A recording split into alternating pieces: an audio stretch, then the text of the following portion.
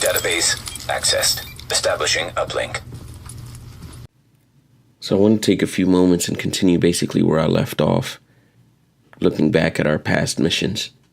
This time, I wanted to focus on the security wing, the Captain Benitez related stuff. Here goes. Being the only real connection out of Manhattan, it only made sense that the Lincoln Tunnel would act as a natural checkpoint to a supply line of meds, weapons, and equipment. Apparently, the rioters thought so too, and thought it'd be best to break through JTF quarantine and burst through their forces in order to plant explosives on the floodgates, in order to flood the tunnel and cut off the supply route. With the supply chain severed, people would die. Captain Benitez made his way over there, but along the way, comms went down, and some of the JTF started getting a little bit antsy, and there were whispers of those guys cutting tail and quitting. Faye knew it was important to protect the supply line, but also bring back Benitez. He could then set up shop at the Boo, settle his men, and motivate them to stay the course. So, down the rabbit hole we went, fighting our way through a blockade of riders along the route. Getting to the floodgates, we could see their endgame in motion, and we were fortunate to pump the brakes to their plan with the help of one of Benitez's bomb squad personnel. Got to say though, the few minutes we waited for the bomb to get disarmed just made it seem like there was a never-ending wave of riders making their way to the tunnel entrance.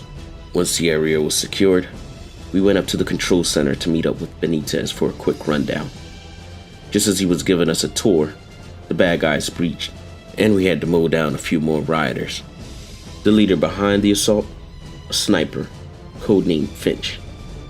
A really good shot, I would add, but after pushing our way closer and shaking Finch from the sniper's nest, that was pretty much it for the mission. With everything secured, Benitez would be escorted back to base to help us with our security wing project. We got word from Intel that the cleaners were using a construction site as their main headquarters and supply depot. This was the place they were mass-producing napalm for their destructive purposes, and was also the place where Joe Farrell, the main cleaner boss, was stationed, and handing out orders to his men. Faye thought that we could take our shot to shut down the site and put a major monkey wrench into the cleaner operation by taking down their top dog.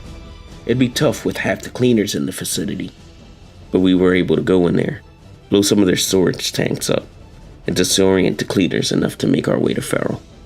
I would have felt sorry for the guy, because he had lost his wife in all this mess.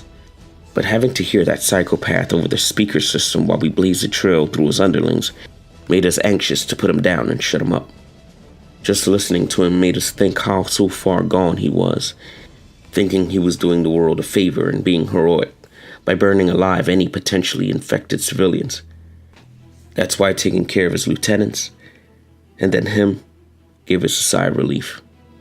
Although, I'm not really sure how much taking down their leader hampered their distorted message. Captain Benitez ran down that the JTF headquarters at the Lexington Ave Event Center had been completely taken over by Rikers and their leader LeRae Barrett. That was the cold-blooded killer that orchestrated the Riker escape from Rikers Island to Manhattan. Now, she and her cronies had set up their shop, or castle, lunatics there.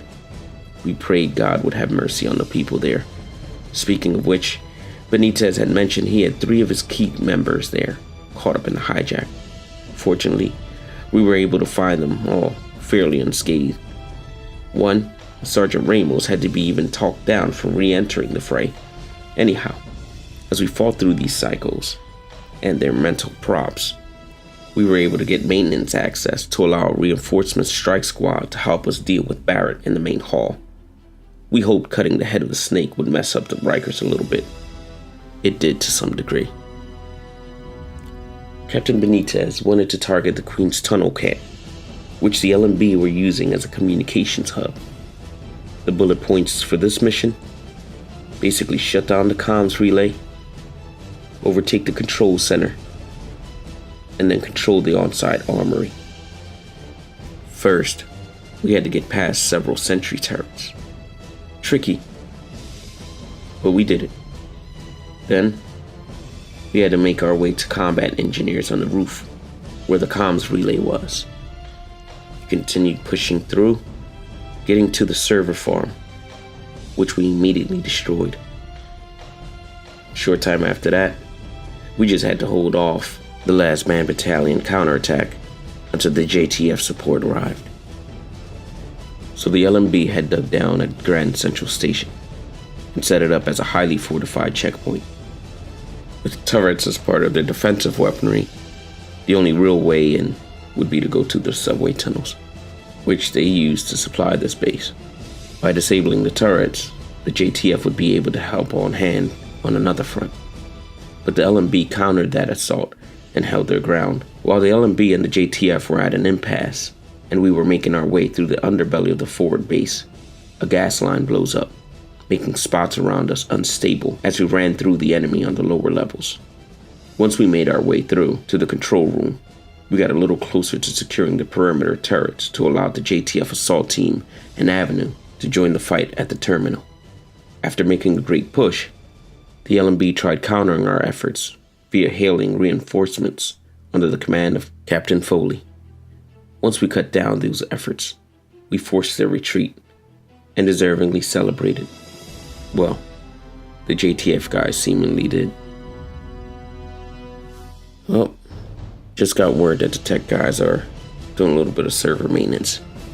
For some reason, we don't tend to do anything or can't do anything for maybe a span of 3 hours or so I'll get back to the rest of the missions on some later time. End entry.